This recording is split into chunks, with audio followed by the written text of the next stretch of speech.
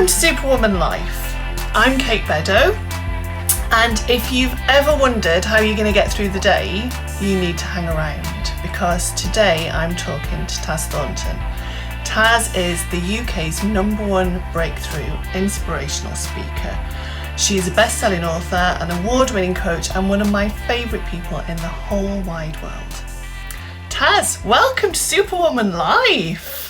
Welcome, Kate. Thanks for inviting me. That's not a lot to live up to, is it? My goodness, you're one of my favourite people too in the whole wide universe. It's all completely true. I know, it is. Thank you, Twitter. Absolutely. Where would we be if we hadn't met on Twitter? God knows. I like to think the planets would have aligned and introduced us somehow, but praise be to the gods of Twitter. Yes, that little blue birdie. I thought you were going to be professional. This is me being professional. Is it? Oh, okay. Me too. Yeah. We're real people. We're Superwomen. We are. It's weird though, isn't it, when you do one of these interviews with somebody you actually really know as one of your mates? Yeah. It's a bit weird. Yeah. But it's kind of nice too. It is. It's lovely. Yeah. So Taz, hey. Superwoman Life is all about real people and how everybody is a hero. That's my core belief, if you like. I honestly believe that absolutely everybody has been through something that has made them dig so deep that they've had to find that superpower to get through it. And I know that you've been through a heck of a lot. And I also know that there's an awful lot of people who would list you in their heroes list. So just tell us a little bit about your background and what you've overcome. Oh wow, how long we got? Okay, let's nutshell this baby as best we can. The Taz most people see now is a far, long, massive way away from the Taz that used to be in existence. I'm unrecognisable now to the Taz of my kind of early 20s. Back then, I didn't know who I was. I was struggling with my sexuality. I'd been told that I couldn't ever tell anybody that I might like girls because it was a perversion and it was wrong, and my career would be over and my life would just be over, all of that stuff. I had settled, I guess, to be in a relationship with a guy I'd dated on and off since school. And it was all nice enough, you know. I loved him. There was never massive fireworks, but at the time, no benchmarks. So that was okay. And everything would have been, I was going to say everything would have been okay. What I mean to say there is that I might still be there had he not turned out to become quite abusive. And when I say turned out to become quite abusive, I mean during the separation phase, when I started to seek some legal advice, I worked with a solicitor who was near to the end of his career, near to retirement, and he said he'd only ever seen one other case of domestic abuse on that scale. So the true essence of Taz had been systematically eroded. Now, I'm big on self-responsibility, massive on self-responsibility. So I want to make it absolutely clear that I have no blame in this. If I look back, I stayed in that relationship. I chose to stay there for as long as I did. I allowed on some point, on some level, that to happen. I manifested those circumstances. And I know a lot of people in the modern day get very hung up and tie themselves up in a knot over victim blaming. This isn't about victim blaming. It's about me stepping into my power and taking full responsibility. We all have the ability to respond to any given situation. Taking full responsibility for everything that happened in my life, for everything I've attracted into my life, for every decision I've ever made that's led me to this point. So I can look back now and say that I am monumentally grateful for everything that I've been through, because they've all given me tools and the courage and the confidence to become the Taz we know today. But when that was all at its height, I didn't know any way out other than death. And I went through a phase where I used to pray for a terminal illness. I've done a lot of hippie shit to undo that since, a lot. When that didn't come, I thought about taking my own life. But I'm an only child and I didn't feel I could leave that for my family.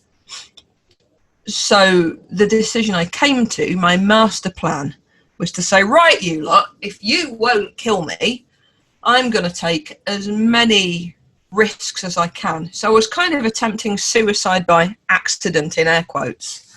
And that culminated in me breaking my back in 3 places in a car accident.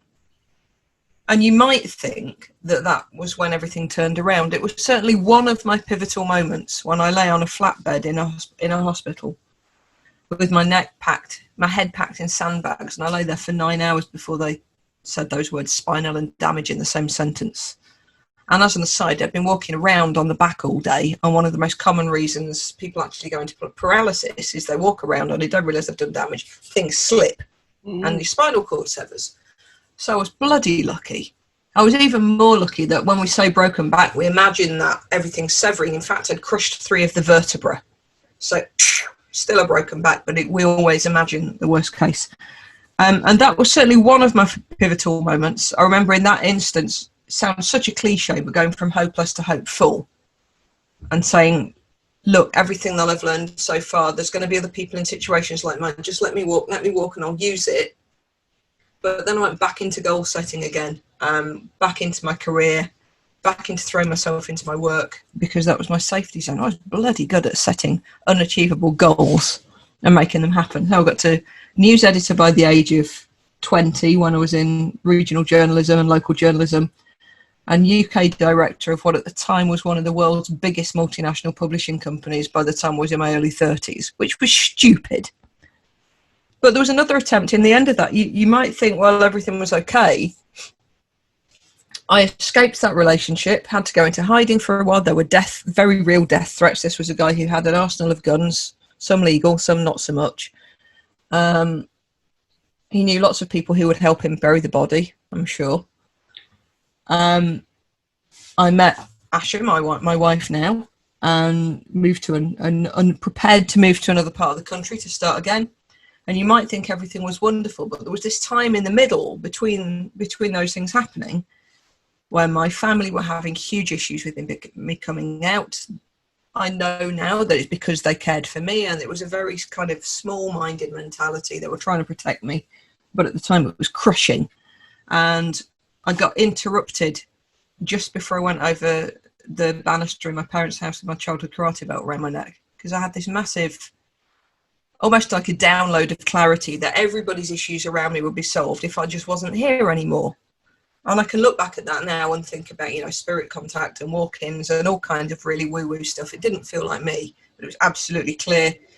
And you might think that was the end of it.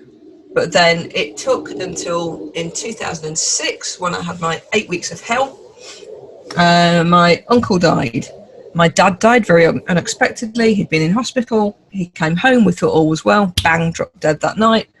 I was an only child, so I was trying to sort out the funeral and deal with all of that. Horrible. If anybody listening or watching has been through that, you know what that's like. Hideous. There are some really funny stories coming out of it, but that would be inappropriate for now. Wouldn't be a good adjunct. Then a load of family debt came to light that I hadn't been aware of. I had never bothered saving because I'd always been reassured, when we go, kid, you got all this. Oh, no, I haven't.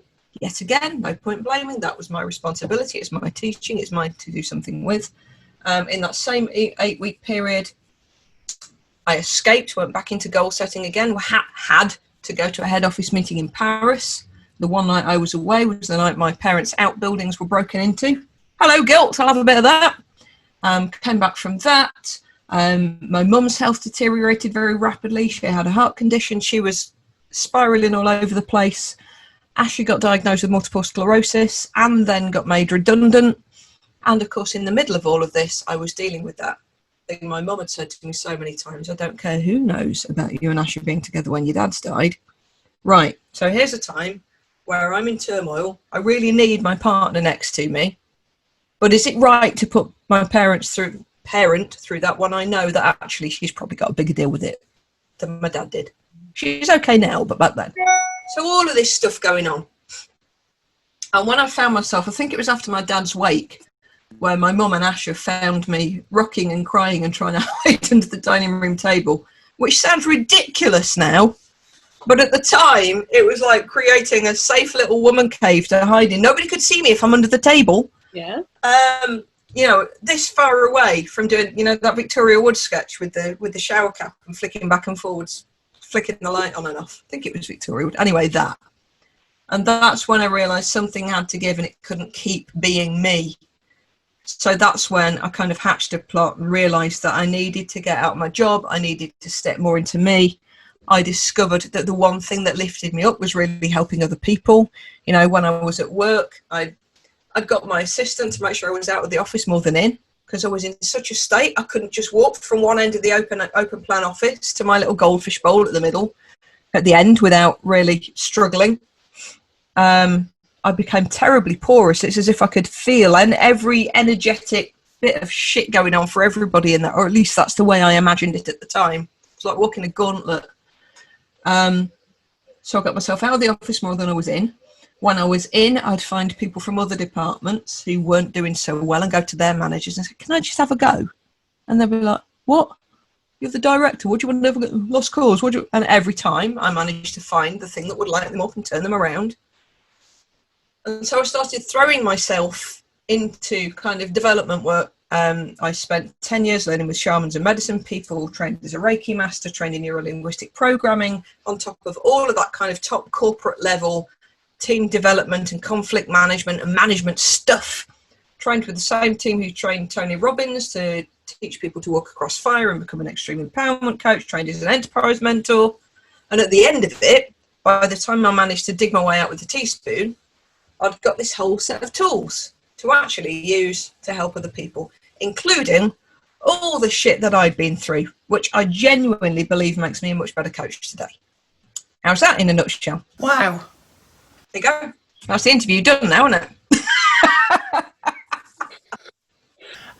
I find it incredible because everybody I know that does any sort of work to try and help other people, as soon as you talk to them, they've got not a similar story to yours, because obviously that's your story, but they've all been through something that's big, that's totally changed their life. Sometimes overnight, sometimes over a period of time, but they've all had something massive that they've had to battle.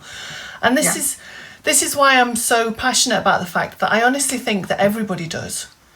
It's just that in the sort of work that we do, we open ourselves up and we lay it bare so that people know that we understand, where most people that we see walking around keep it to themselves because it's their business and nobody needs to know about it. Apart from you, I mean, it's not like you've had a brain tumour or anything. It's just easy for you, isn't it, really? Walking the park. There's that quote, though, isn't there, every now and then that does the rounds on Facebook, and it's something along the lines of, I've never met a good coach with an easy past, or something like that. Yeah. And I hate to, do a broad brush approach, but it's kind of true. Yeah. I've never met anyone who is genuinely good at being able to see into somebody's soul and help piece them back together when they've never had any struggles of their own. But it's a bit like, I mean, as you know, I used to be a teacher. I honestly believe that you're a better teacher if you haven't found it easy to do everything yourself. I think people who find absolutely everything at school easy would find it incredibly difficult to teach because they don't understand the process of having to try really hard and learn. And it's, it's that same sort of thing, isn't it? If you've had to do the work yourself and really go through it, then it's easier to leave somebody. If you're a really crap teacher, you're going to be a good teacher. Would you say that you had one superpower that got you through it? One quality, one technique, whatever it is, that got you through that darkness and into the light, if you like? I could wax lyrical forever and a day about some of the teachings that I carry, but of course when I was going through that in the early stages I didn't have them. But I think the one tiny spark that made me realise that I was still alive and burning bright somewhere is that I would still always stand up for the people I cared for, even if I knew it would really get me into trouble. So I remember my best mate at the time was really going through it, and I'd go over to hers, and I'd stay. I had a curfew. I'd be really in the shit if I broke my curfew when I was with this fella. And I'd stay later. And I remember coming home one time, and he was still sitting on the stairs, waiting for me, looking at the face like thunder. I thought, I'm in for it now. But that walking into that, still, I remember kind of holding myself tall. And to be clear, it wasn't the kind of abuse where he'd just punch me. I used to wish that he'd just punch me. Yeah. It was psychological abuse, emotional abuse, sexual abuse. And that was part of the issue, because, you know, we'd been taught, we didn't have terms like gaslighting then. I would have been taught if somebody from this high, she says, gesticulating way below the camera level, that if somebody hits you, you get out. And he never did. He's like, just punch me, because then I can go. Yeah. And I sometimes think that, not to compare, but when we hear about some of the emotional and psychological abuse, that can be far more damaging long term than some of the wounds, the physical wounds that we can see and treat. But I remember that one occasion walking in and really holding myself tall, because I knew that whatever was going to come, I'd done the right thing. And I'd do the right thing again and again and again. And it didn't matter what happened to me, so long as I was doing the right thing for somebody else. So I think somewhere that instinctively, that must have shown me that there was this kernel of this spark that was still alive somewhere. And if I could do that, then I could do it for me as well. It took a lot more to do something for me, but that showed me that there was still some fire in the tank, even when I was feeling empty, I think, if that makes sense. Definitely. It's interesting, isn't it, that we can, I mean, it's always easier to see when somebody else needs help than see it in ourselves. Yeah. But I think we always, or most people at least, find it easier to dig deep and do whatever it takes if they see somebody else in trouble, where when it's us that needs the help, we kind of go, well, you know, I can survive, and I'm all right, really. And yeah, I think the other issue with me, though, is because of the area in which I grew up, which was very much, it's not dissimilar to the place I live now, to be fair. It got a very kind of old-fashioned, almost Victorian. It was a farming community. The nearest town was a coal mining town, and filled with people who, you know, they shouldn't have closed the pits, because I worked in the pits, and my dad worked in the pits, and his dad before him, and it was good enough for us. That kind of real bread and butter, salt of the earth kind of attitude. And I think there was still an awful lot of that old-fashioned view that what happens behind closed doors between, in inverted commas, a man and his wife stands. And I remember, we've got to bear in mind that when I moved in with this guy, I was in my early 20s. I'd never been with any, loads of boyfriends, but never actually been with anyone else. There were so many firsts, and there were no real benchmarks. So with some of the things that I was being asked to do, although I knew I felt desperately uncomfortable, I didn't really know if it was wrong or if I was being frigid and this was the norm, and all of that stuff. Even when it was things that when there were things that were putting me into physical pain and making me bleed, I still bizarrely didn't know if it was, and it wasn't about self-blame, but I didn't know where the line was. And when I remember saying to somebody once, I remember collapsing, not collapsing at work, but when I was at that newspaper, there was an old kind of storeroom down the back. And I remember one day, just it being too much of me, escaping down there. And again, my ex-best mate coming and finding me, and I was crying with my, you know, the classic knees up and arms around my knees, as fetal as I could be, and trying to explain he didn't understand no last night. But that wasn't taken seriously. It was kind of shrugged off because, well, and anyway, let's go for a pint.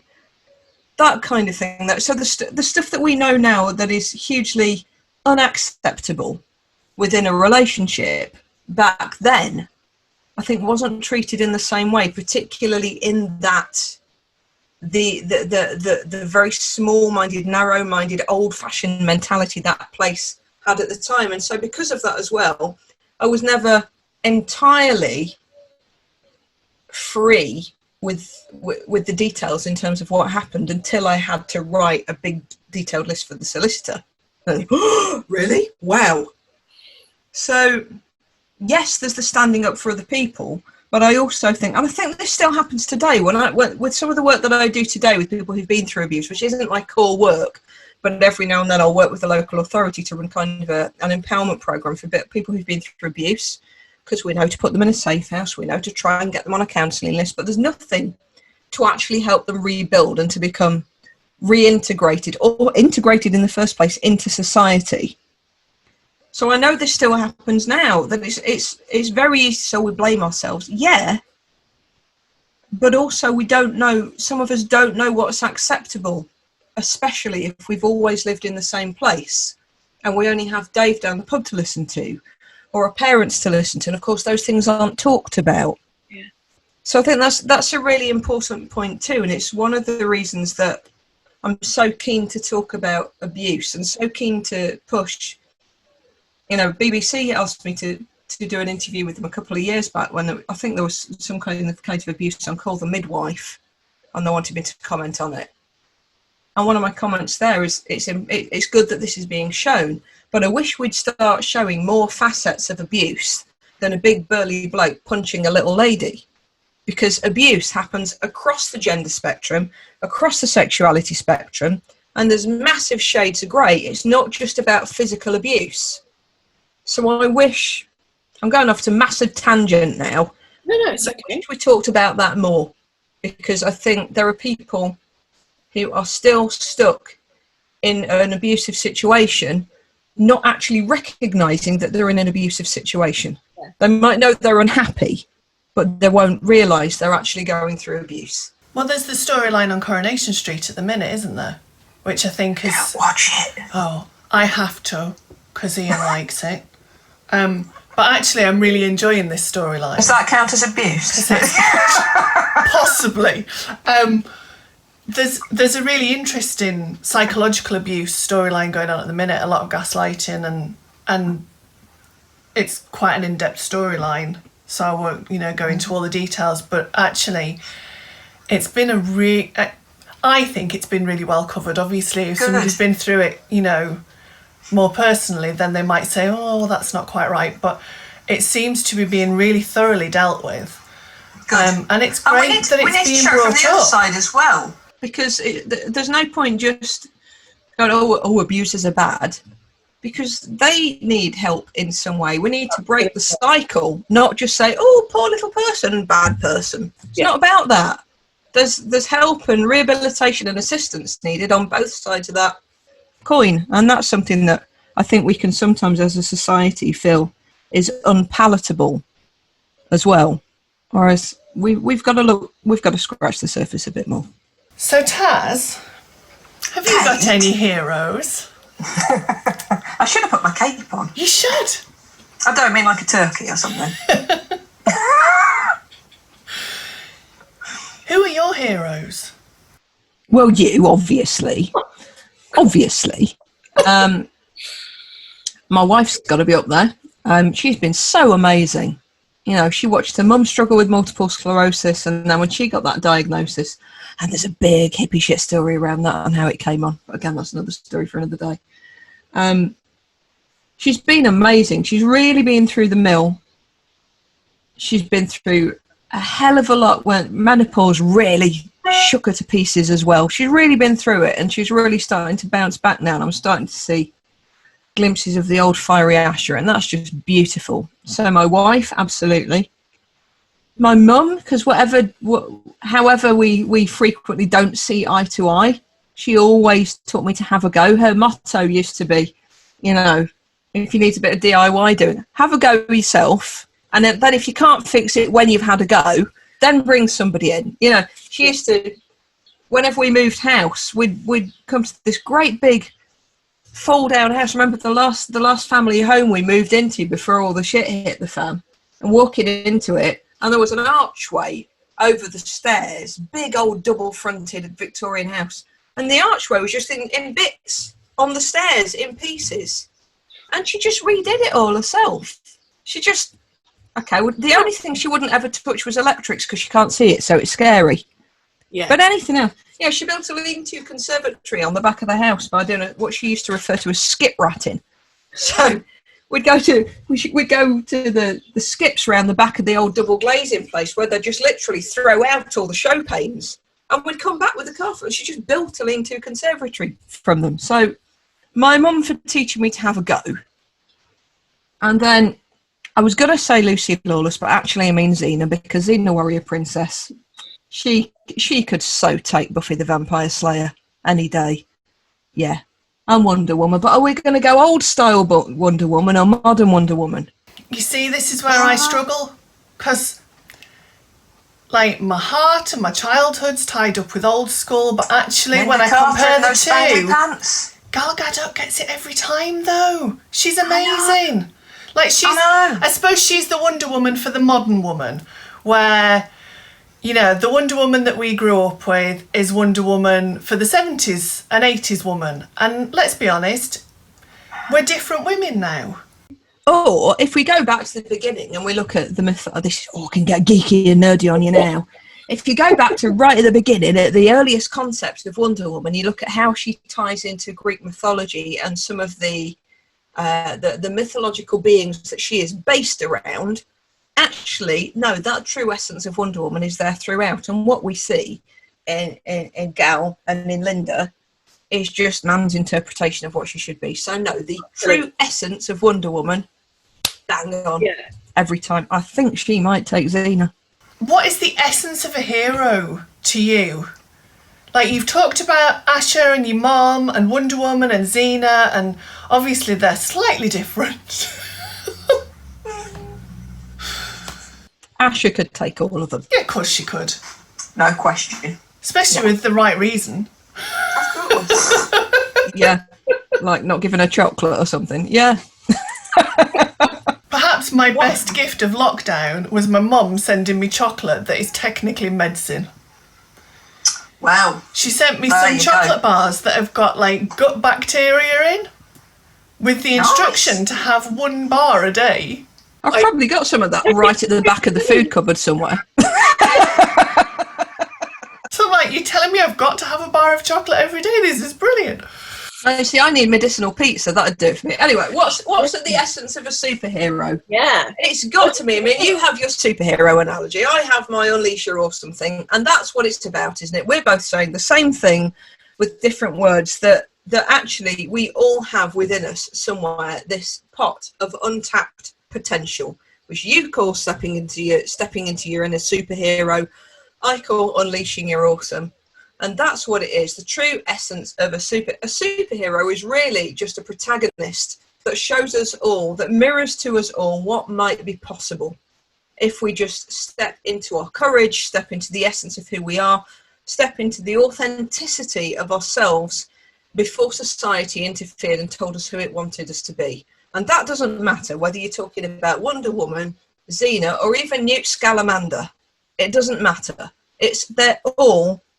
They're all people with hidden superpowers. And, you know, we might see Spider-Man being bitten by a spider and being able to shoot webs. We might see, well, actually, no, Batman didn't have powers. He was just filthy, stinking rich. You know, we see Superman, any one of those superheroes, they're all metaphors for what we can achieve, and we can.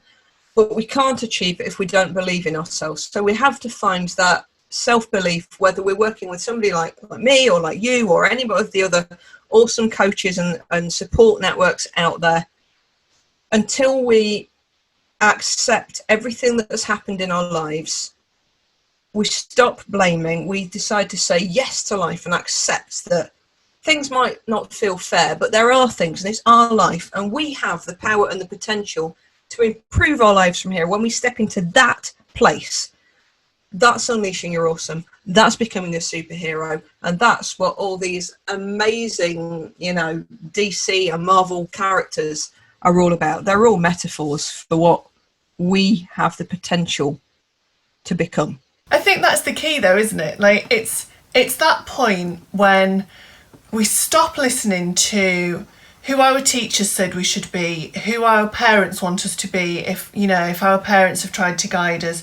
We stop trying to fit in with the cool kids at school. And we just really look at ourselves. What makes us really happy? What have we been through that we can use to help somebody else? And whether you're doing it on a big stage and, Oprah Winfrey, Tony Robbins scale, helping other people, or whether you're just spotting that mum in the shop that's struggling with, a toddler and a baby in a buggy and stepping up and offering a bit of a, helping hand. That actually is us using our awesome, our superhero. And that's what makes us so special, isn't it? It does. But I think what we need to be careful of, there's a real knife edge here for me, in that I think sometimes we get confused and think that it's always about helping other people. Helping other people is amazing and it's beautiful and we should all do more of it, but we have to make sure that we're not doing that at the expense of our own energies. We need to make sure that we're not depleting ourselves by helping other people. We need to get to the point where we are in our power. And that doesn't stop us helping with carrier bags in the supermarket, of course not. But we need to make sure that we've got our own shit sorted out.